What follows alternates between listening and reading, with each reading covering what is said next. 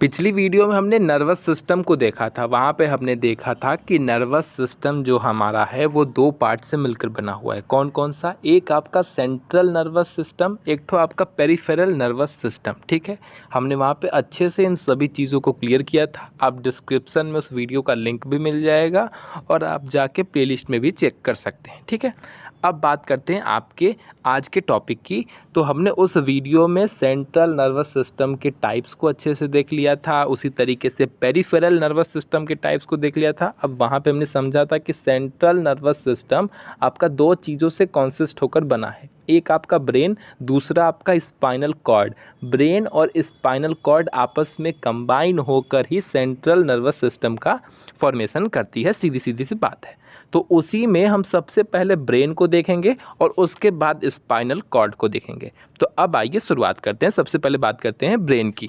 The brain is the one of the important, largest and central organ of the human nervous system. यानी कि human इंसान के nervous system का जो brain होता है वो बहुत ही इम्पॉर्टेंट, लार्जेस्ट और सेंट्रल ऑर्गन होता है। यानी कि सीधी सी बात है, जो हमारा ब्रेन है वो हमारे नर्वस सिस्टम का सबसे लार्जेस्ट पार्ट भी होता है और हमारे ब्रेन का एक हमारे नर्वस सिस्टम का एक इम्पॉर्टेंट ऑर्गन भी होता है। सीधी सी बात है, वही बताई जा रही है। It is control unit of nervous system. ये हमारे नर्वस सिस्टम का क्या है? कंट्रोल यूनिट है, which help us in discovering new things, जो हेल्प करता है न्यू चीज़ों को डिस्कवर करने में, रिमेंबरिंग उनको याद रखने में, अंडरस्टैंडिंग उसको समझने में और मेकिंग डिसीज़न, और इन सभी के हिसाब से अपने डिसीज़न को बनाने में या करने में, और भी बहुत सारी चीज़ों में ये हेल्प करता है। ठीक है, it is enclosed with in the skull.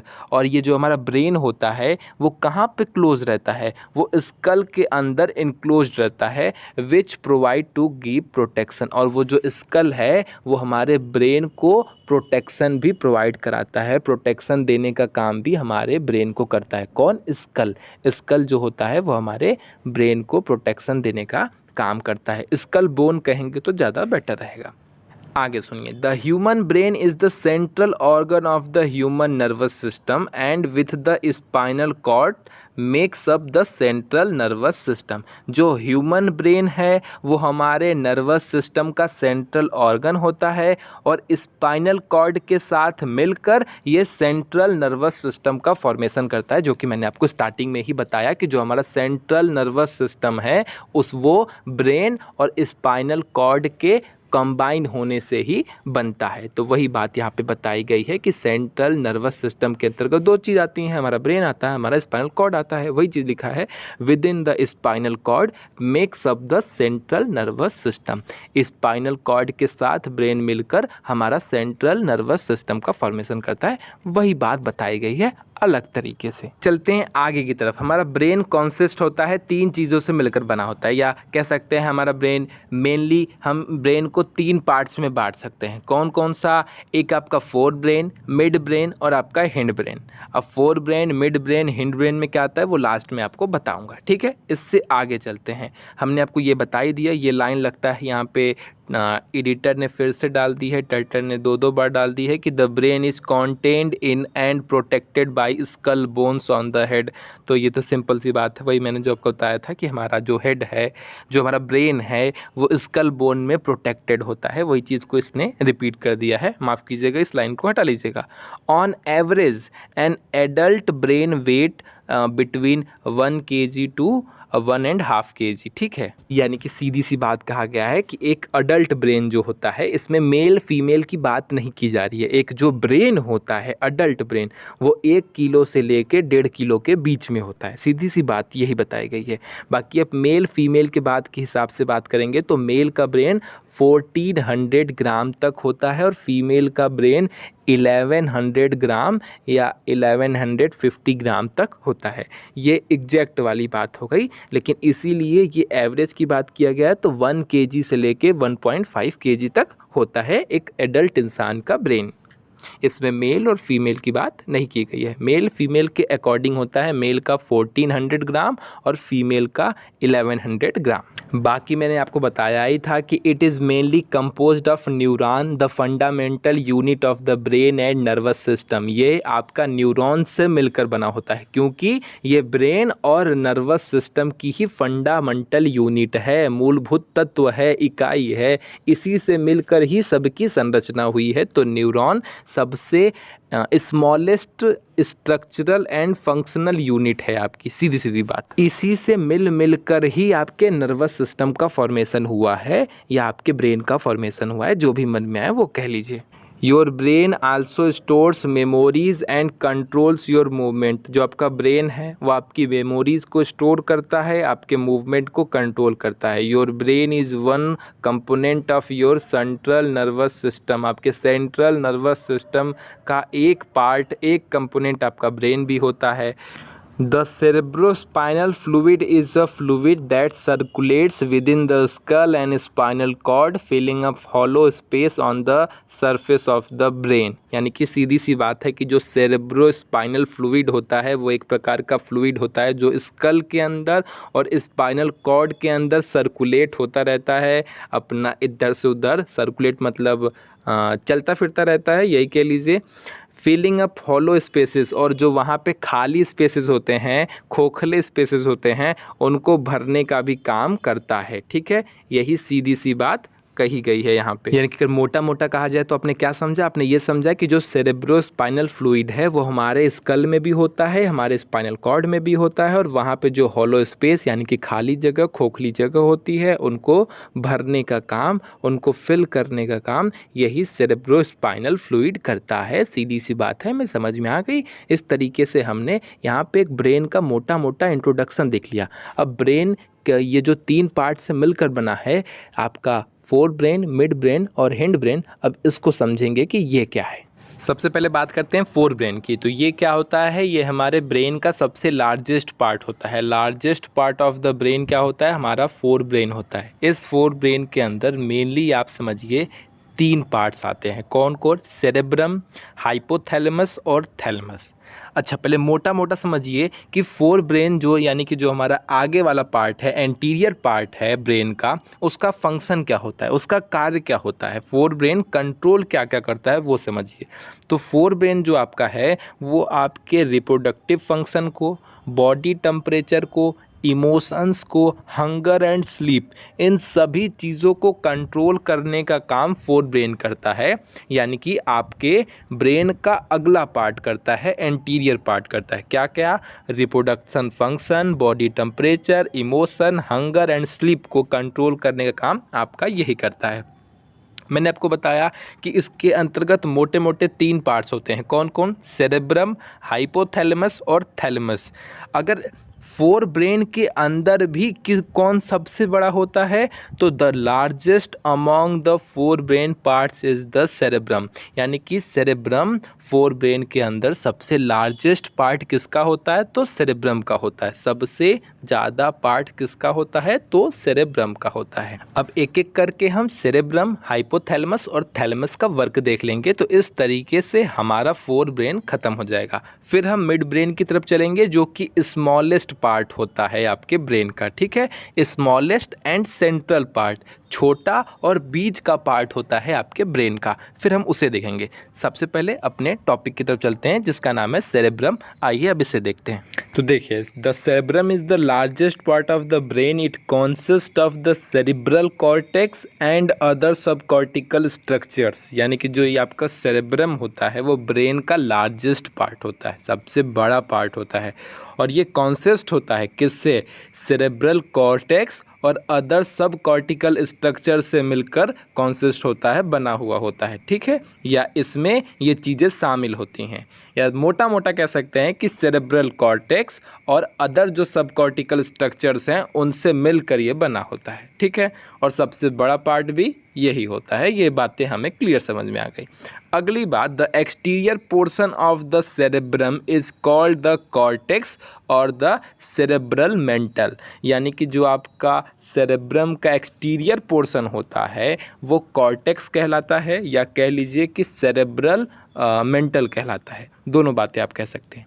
तीसरा topic, the cerebrum is responsible for thinking, intelligence, consciousness and memory.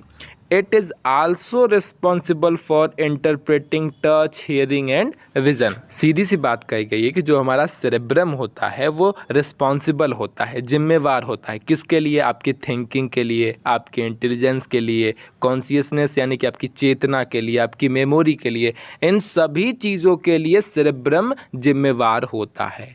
इसके अलावा यह आपके टच को इंटरप्रेट करने के लिए, हेयरिंग को, विज़न को, इनको भी इंटरप्रेट यानी कि कन्वर्ट करने के लिए, आपको समझ में आए इस तरीके में करने के लिए जिम्मेवार यही होता है। यानी कि आपको अगर टच महसूस हो रहा है, हियरिंग आपको चीज़ें सुनाई दे रही हैं या विज़न आपको चीज़ें दिखाई दे रही हैं, तो इसके लिए भी कौन जिम्मेवार होता है, कौन रिस्पॉन्सिबल होता है? तो आपका सेरेब्रम ही रिस्पॉन्सिबल होता है। तो ये आपके टच, हियरिंग और विज़न की भी व्याख्या करने का काम करता है। ठीक है, बात समझ में आ गई।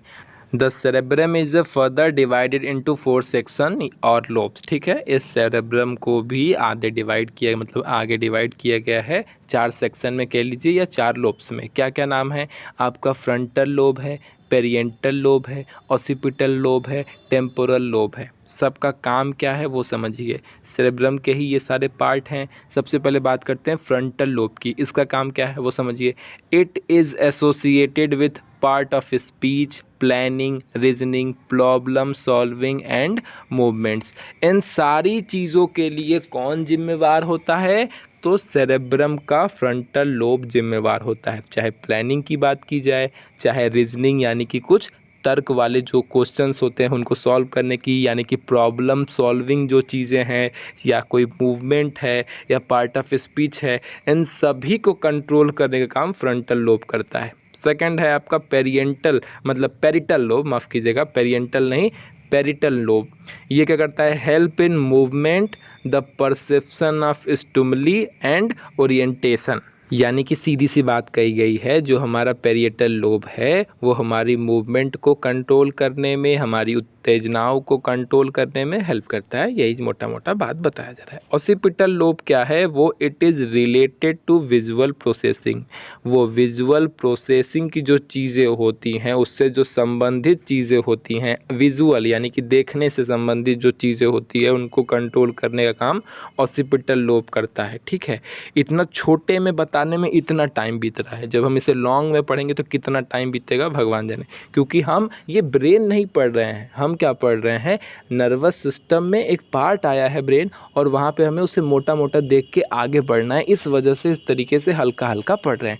डिटेल में पढ़ने जाएंगे तो ये कई वीडियो में ख़त्म होगा। बात समझ में आ गई? इसीलिए छोटा छोटा बताया जा रहा है। अब बात करते हैं टेम्पोरल लोब की। तो टेम्पोरल लोब क्या कहता है वो समझिए। तो this region is related to perception and recognisation, recognisation यही लिखा है, of memory, auditory stimuli and speech. यानी कि सीधी सी बात है, ये मेमोरी को, आपकी उत्तेजनाओं को, भाषण को पहचानने में, ठीक है, यह रीजन जो है वो मेमोरी, उत्तेजना और जो भाषण है, स्पीच है, उसको पहचानने में, उसको रिकॉग्नाइज करने में हेल्प करता है। ठीक है, तो ये है चारों का अपना अलग अलग काम। इतना समझ में आ गया। अब हम चलते हैं इससे आगे की तरफ, जो कि है हमारा थैलेमस। थैलेमस का क्या काम है वो देखेंगे, फिर हाइपोथैलेमस, फिर हाइपोथैलेमस देखेंगे। पहले थैलेमस फिर हाइपोथैलेमस। तो देखिए, खास कुछ थैलेमस के बारे में बताना नहीं है। ऐसे समझिए, जो आपका थैलेमस होता है वो एग शेप्ड स्ट्रक्चर होता है। जो आपका थैलेमस है उसका स्ट्रक्चर किस तरीके का होता है? तो एग के समान होता है, एक अंडे के समान इसका स्ट्रक्चर होता है, और आपके ब्रेन के मिडल में ये आपका अरेंज रहता है। ठीक है, जो आपका थैलेमस है वो क्या करता है, उसका काम क्या है, उसका फंक्शन क्या है, तो समझिए। Your thalamus also play a role in sleep, wakefulness, consciousness, learning and memory. इन सभी में इम्पॉर्टेंट रोल प्ले करता है आपका थैलेमस। ठीक है, इसमें और भी चीज़ें प्ले करती हैं, लेकिन स्लीप में, कॉन्शियसनेस में, लर्निंग में, मेमोरी में, यानी कि स्लीप मतलब सोना हो गया, चेतना हो गई, सीखना हो गया, या कुछ याद करना हो गया, ये सारी चीज़ों में थैलेमस भी एक रोल प्ले करता है। और इसके बाद आएगा आपका हाइपोथैलेमस, उसके ढेर सारे काम हैं, उसको ध्यान से देख लीजिएगा। देखिए सीधी सी बात है, the hypothalamus is a small and essential part of the brain. जो हमारा हाइपोथैलेमस है स्मॉल होता है लेकिन ब्रेन का इसेंशियल पार्ट होता है, ठीक है। Located precisely below the thalamus, ये हमारे जो थैलेमस होता है उसके जस्ट नीचे अरेंज रहता है, वहीं पर लोकेट रहता है, ठीक है। तो थैलेमस के नीचे हमारा हाइपोथैलेमस होता है। It is considered the primary region of the brain. आप इसे ब्रेन का प्राइमरी रीजन भी कह सकते हैं। क्यों कह सकते हैं? रीज़न ये है, प्राथमिक क्षेत्र, प्राइमरी रीजन इसलिए कह सकते हैं क्योंकि ये हमारे जो अंदर होने वाली बहुत सारी फंक्शंस होती हैं उन सभी फंक्शंस में वो ये इन्वॉल्व रहता है। इसी वजह से आप इसे ब्रेन का प्राइमरी रीजन भी कह सकते हैं, ठीक है, प्राथमिक क्षेत्र भी कह सकते हैं। क्यों? क्योंकि हमारे यह बॉडी में होने वाले बहुत सारे फंक्शंस में ये इन्वॉल्व रहता है। यही छोटी सी बात है। क्या क्या करता है, वो कौन कौन से फंक्शंस है वो समझिए। सबसे पहला काम, ये हमारी बॉडी के टेम्परेचर को रेगुलेट करता है, ठीक, सीधी सी बात। Control the mood and emotion, हमारे मूड एंड इमोशंस को कंट्रोल करने का काम भी इसी का है।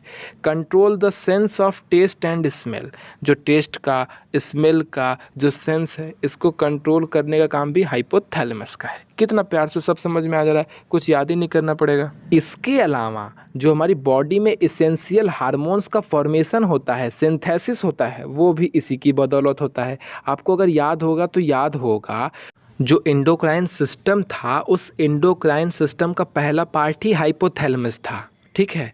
और हाइपोथैलेमस के जस्ट नीचे पिट्यूटरी ग्लैंड आती है। पिट्यूटरी ग्लैंड अपने से नीचे सभी ग्लैंड को कंट्रोल करने का और उनको आदेश देने का काम करती है, कब हार्मोन्स बनाना है कब नहीं बनाना है, ये वो तामझाम। इसी वजह से पिट्यूटरी ग्लैंड को मास्टर्स ग्लैंड कहते हैं। लेकिन पिट्यूटरी ग्लैंड को कंट्रोल करने का काम आपका हाइपोथैलेमस करता है। इसी वजह से हाइपोथैलेमस को मास्टर्स ऑफ मास्टर ग्लैंड कहते हैं, यानी कि मास्टर का भी मास्टर। तो बस वही वाली कंडीशन यहाँ पे है कि ये बॉडी में जो इसेंशियल हार्मोन होते हैं उनके सिंथेसिस में यही हेल्प करता है, यही कंट्रोल करता है, ठीक है। आगे चलते हैं। Coordinate the message from the autonomous nervous system, जो भी ऑटोनोमस नर्वस सिस्टम के थ्रू मैसेज जाता है उसको कोऑर्डिनेट करने का काम भी यही करता है। इसके अलावा जो हमारी बॉडी में अन्य कई प्रकार की जो गतिविधियां होती हैं, जैसे ब्लड प्रेशर, हार्ट बीट हो गया या हार्ट का रेट हो गया, जो पेरिस्टलिसिस मोशन होता है जिसकी वजह से खाना आगे की तरफ मूव करता है, ये जो सारी चीज़ें हैं जिनके ऊपर आपका कंट्रोल नहीं है, ठीक है, यानी कि जिसके जो ऑटोनोमस हैं, खुद से होने वाली जो चीज़ें हैं उनको कंट्रोल करने का काम भी हाइपोथैलेमस का ही है, ठीक है। हाइपोथैलेमस भी इन्हीं सब चीज़ों को कंट्रोल करने का काम करता है। बाकी तो मैंने आपको बताया ही था कि जो एंडोक्राइन सिस्टम है और जो आपका नर्वस सिस्टम है, इन दोनों को कनेक्ट करने का काम, इन दोनों को जोड़ने का काम या इन दोनों के बीच में जो लिंक का काम करता है वो हाइपोथैलेमस करता है, ठीक है। हाइपोथैलेमस ही है जो नर्वस और एंडोक्राइन सिस्टम को लिंक करने का काम, जोड़ने का काम करता है। कौन? हाइपोथैलेमस। क्यों? हाइपोथैलेमस पिट्यूटरी ग्लैंड को कंट्रोल करता है। तो आपको पता ही है कि हमारा नर्वस सिस्टम और एंडोक्राइन सिस्टम मिलके ही हमारे बॉडी के जो भी फंक्शंस हैं उनको चलाने का काम करते हैं। इस तरीके से हमने ये चीज़ें समझ ली। इतनी बात हमें समझ में आ गई भैया। अब इसके बाद हमें और भी पार्ट देखने हैं, जैसे मिड ब्रेन देखना है और फिर आपके बाद हिंड ब्रेन देखना है। उसको भी अगली वीडियो में हम जल्दी जल्दी करके देख लेंगे।